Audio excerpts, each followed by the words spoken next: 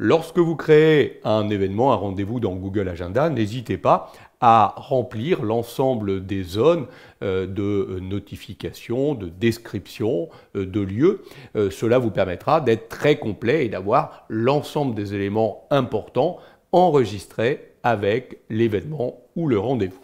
Par exemple ici, j'ai un rendez-vous d'ingénierie pédagogique avec la CAF. Je vais aller dans la fiche et aller modifier les informations de la fiche pour me donner le plus d'éléments ou de détails possibles. Je pourrais par exemple déjà ajouter un lieu, notamment ici en lien avec Google Maps. Regardez, si je tape CAF par exemple de l'Aube, je vais retrouver immédiatement la CAF de l'Aube avec l'adresse. Et donc là, j'ai un lien directement avec Google Maps. Donc ça me permettra, lorsque je récupérerai ce rendez-vous, de retrouver immédiatement l'adresse de mon rendez-vous, si évidemment ce rendez-vous est sur un lieu qui n'est pas dans le cas de l'entreprise.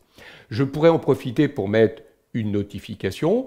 Donc notification, je pourrais demander un rappel peut-être une trentaine de minutes avant. Donc je peux le mettre sous forme de notification, sous forme de rappel qui viendra s'afficher, d'un pop-up qui viendra s'afficher au niveau de mon utilisation Google Workspace, mais je pourrais également le faire par email.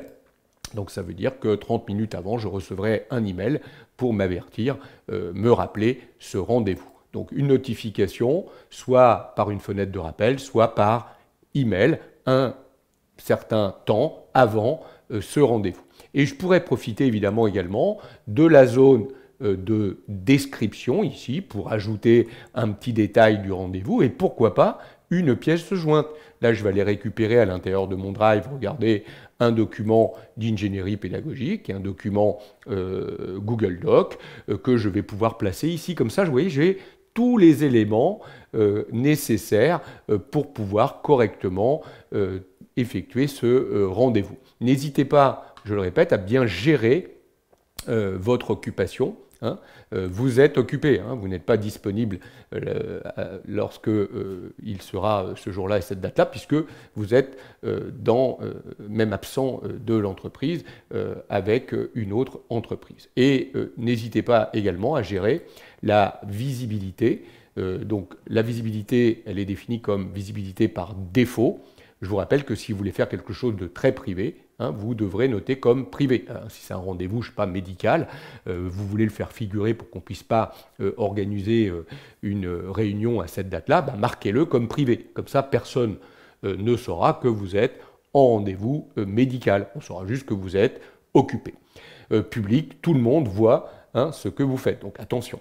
Visibilité par défaut, je le répète, nous en reparlerons plus tard, ça dépendra du partage et des règles que vous avez définies sur votre agenda. Je vous rappelle que ça, c'est l'agenda dans lequel va être enregistré ce rendez-vous.